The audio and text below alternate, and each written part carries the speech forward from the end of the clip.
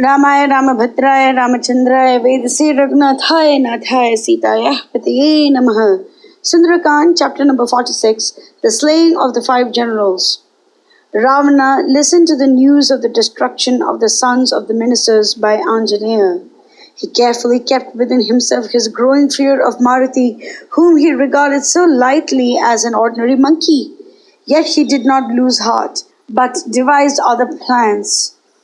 Virupaksh, Upaksh, Durdhara, Pragasa, and Bhasakarna were 5 of his generals and the best. He sent for them and laid his command on them to bring him alive the troublesome monkey. Mighty warriors were they and war-worn veterans. Their speed and onrush in battle was something like that of the Lord of Air. And to them did Ravana address himself. Leaders of my hosts, take with you countless regiments, man, horse, elephants, and chariot. Deal with that monkey even as I tell you. Draw near him very, very cautiously. Put a stop to the pranks of the creature whose acts are not innocent but play some time.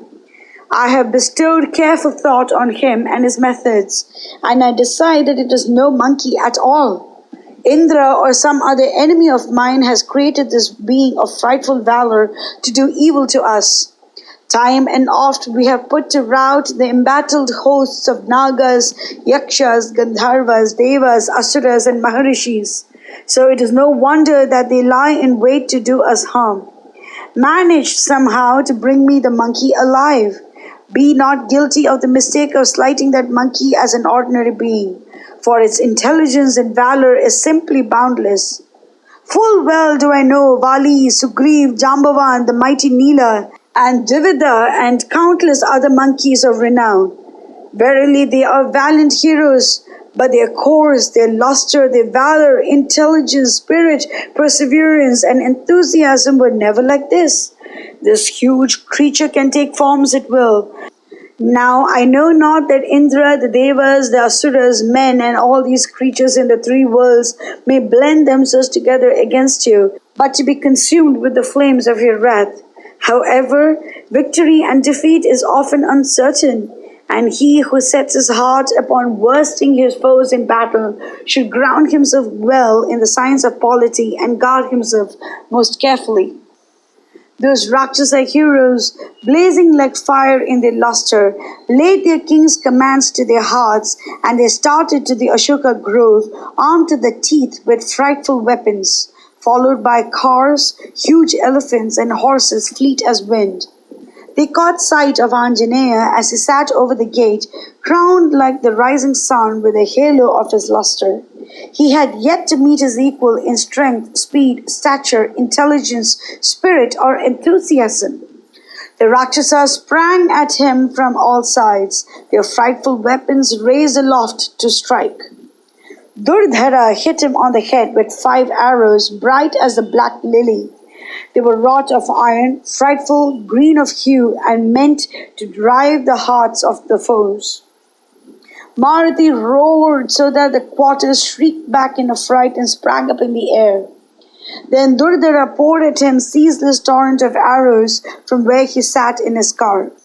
Like unto a strong wind scattering rain clouds at the end of winter, Maruti stopped the course and the speed of Durdhara. Then he noted that the Rakshasa gave him too much trouble.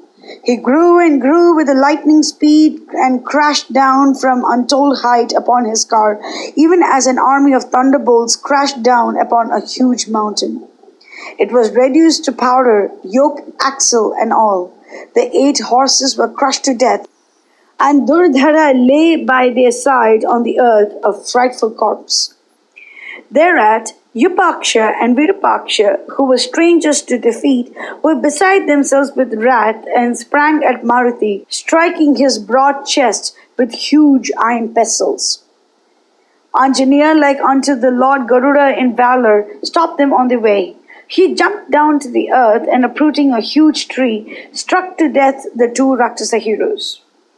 Then Praghasa, with a huge broadsword, and Basakarna, with a sharp trident, rushed at Maruti and gave him battle.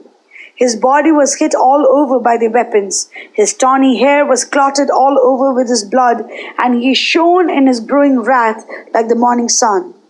Then he lightly tore up a mountain peak with its trees and beasts and birds, and battered to death the two generals and their followers.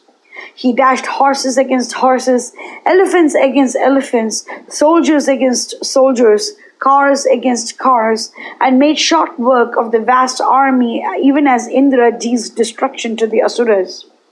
That battlefield was rendered impassable by crushed elephants, horses, and Rakshasas, and by broken cars. Thus did Maruti deal death to the 5 generals and their countless armies. Then he breathed himself for a space as he took his seat over the gate, awaiting further foes, like unto the god of death on the day of doom.